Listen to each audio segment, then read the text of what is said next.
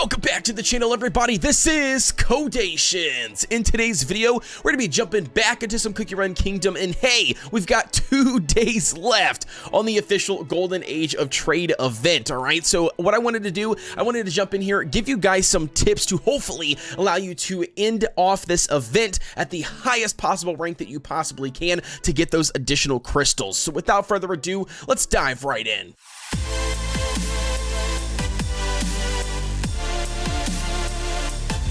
Now, diving right into the first tip we've got for you guys today, and that's going to be pretty self-explanatory for most players. However, there are some players that are probably just 100% neglecting this, and that's going to be basically making sure that every single one of your buildings is constantly doing something, man. I know some of you guys might be like, well, isn't that just a given? Yeah, it's a given, but there are so many players that I have seen sitting there with buildings with just Z's above their head, and if you are doing that, then 100% you are losing out on a ton of resources that you can be farming without even having the game open. All right, so 100% get in here, make sure you are grinding them out. Not only that, a little side tip here, if you didn't already know, if you are logged into the game actively playing, it's better to create the first item on the list. You know, it's the cheapest, it's the fastest. Not only that, it awards very little compared to whatever the longest item is. However, over time, as you are currently playing actively, it is way better and more efficient to do that, because you can be here, you can collect those resources and continue pounding them out,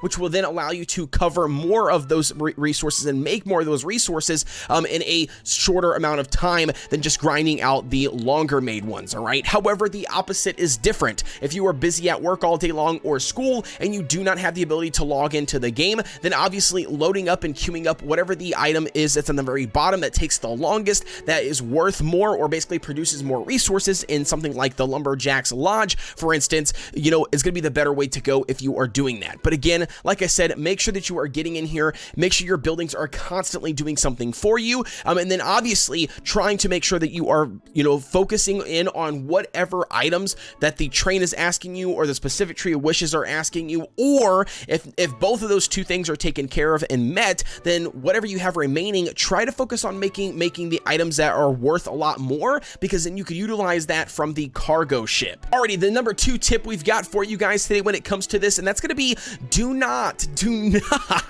trade your base materials. All right, so what I mean by that is your logs, as you can see here, your standard jelly beans, you've got your sugar cubes, your basic resources. All right, the resources that you need, pretty much it's a staple for every single recipe at the bare bone base quality, and then all the way up you're going to need a handful of those individuals. And if we jump back in here to the Golden Age of Trade event, I will show you the reason why. The reason why is because they are worth absolutely nothing. Look at this. The wood is worth 1. The jelly beans are going to be worth the individual 2. And then we've got 3 for the sugar cubes. All right. So do not get in here and trade your basic items. All right. It's 100% not worth it. And not only that, some of your other items that are also considered basic still aren't worth it. So like your overall jelly berries here, you can see still only worth 58. Not going to be really worth your time, you know, in order to invest in. Same thing goes for your overall milk, right? Like milk takes quite a long time to actually make. You don't really get to make a whole lot of it, and it only gives you 95 points. So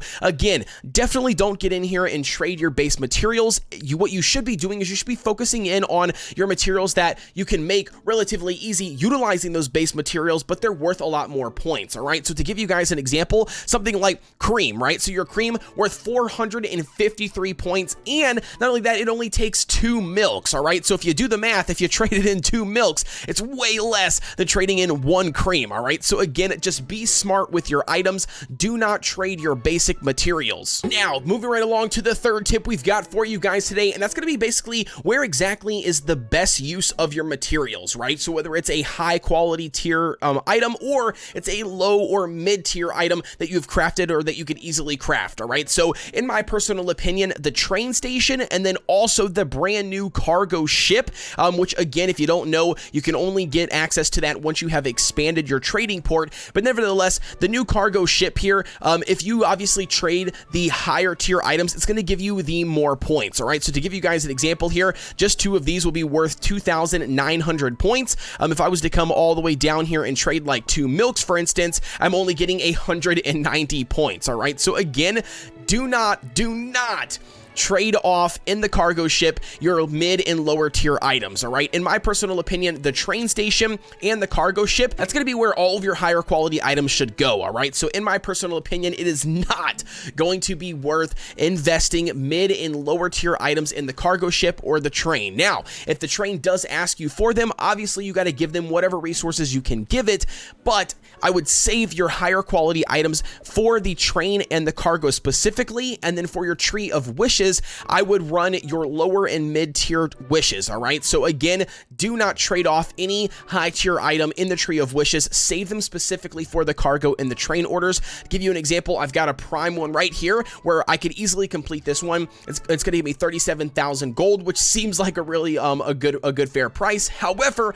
in my opinion, it's not going to be, because cloud pillars are one of the top items that I can make right now, and that's going to be what is going to benefit me more to give to the cargo ship. Therefore, I'm going to start getting more of those rainbow pearls and those spy glasses and maps and stuff that I need for the tropical soda islands, on top of increasing my score in the golden age of trade. All right, so just keep that in mind. This one not going to do. We'll refresh that one. Again, pick and choose at your own discretion. Everybody's level is going to be different. Everybody's highest item that they can craft is going to be different. And with that being said, you guys got to take it for what it's worth on your individual account. But at the end of the day, just remember, do not invest your highest tier item that you can make in the tree of wishes. Instead, save them for the train orders if they need them. If the train does not need them at all, then dump those bad boys into the cargo ship. Send that bad boy off with the top tier items. Get more points and more rainbow pearls. Now, diving into the fourth thing we've got for you guys today to help you guys out, and that's going to be talking about these speed up buffs. All right, so as you can see here in my overall storage, we've got 212 1-minute speed up bonuses. We've got 93 of the 10-minute speed up bonuses. By the way, if you didn't know, that's one of the landmarks from this season pass. If you didn't buy it, and you do want to collect this landmark, then you need to buy it right now before it goes away in 2 days. All right, so just keep that in mind. And then obviously we got like a 12-hour one. Some people, I think, even have a 24-hour one, and then I also know there is an hour one and a 30-minute one. All right, so again, I highly recommend taking advantage of these, saving these up specifically for the Golden Age of Trade event. Man, I cannot tell you how clutch this has come into play when you are trying to climb up that initial percentage rank to get those additional crystals before the event is over, specifically the last like hour or so of the event. Utilizing some of these things can save you and increase that rank just to get you to the next one to get those additional crystals. So don't sleep on the speed up buffs. Very, very useful. The Fountain loves to give out these 1-minute buffs all the time, so you should have an abundance already for just playing the game. Alrighty, now diving into the last but not least thing we've got for you guys today for a tip for the Golden Age of Trade, and that's going to be talking about your inventory space. All right, in the past, we would 100% have said you're stacking up in your storage, you're running out of space, jump in there. You probably got a massive abundance of the base materials like your wood, your jellies, your sugar cubes, things like that are just hoarding up a lot of space. Go ahead, click on them, sell all of those bad boys, not all of them, but sell like, a good chunk of them to free up some of your inventory space and continue messing forward. However, that's not the case anymore. Since the new cargo system has come into play in the game via the expanded harbor, it's going to be way more beneficial to get in here. Even though it's super low points, it doesn't give you anything. And again, the reason why this is going to be tip number 5, the last one on this video, is because I did mention at the beginning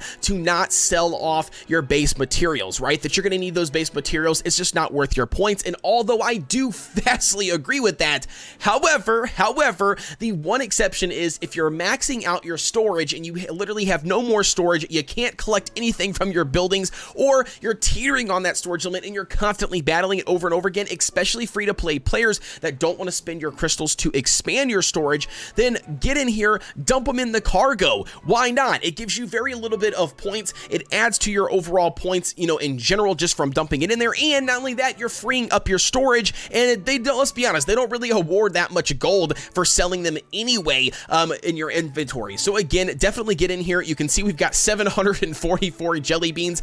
If I was to hit cap, I would get in here, load all of those bad boys, get myself an additional 100 points. Again, it's a small amount, but at the end of the day, hey, it's 100 points, and it's something easy that you can do to clear out your storage and save those crystals from upgrading. And with that being said, ladies and gentlemen, that's going to be it for me. As always, you guys let me know down below in the comments what your guys' thoughts are on the golden age of trade. Not only that, let's talk about that update for a split second. I personally think that the update's going to be dropping on Tuesday. It's happened like that in the past. That's going to be when these events officially end, I believe. We've got like 2 days and some hours left, and that leaves tomorrow and then Tuesday, and then normally that update would drop like later on Tuesday night. So we'll see. If it does, I will be going live as we always do, pulling on the brand new lilac cookie and sorbet cookie. I'm just gonna call it like it is. I think we're gonna get both of those bad boys, but at the end of the day, you guys let me know down below in the comments. As always, please be sure to like, comment, and subscribe. Hit the notification bell so you get notification every time we drop a video and when we go live,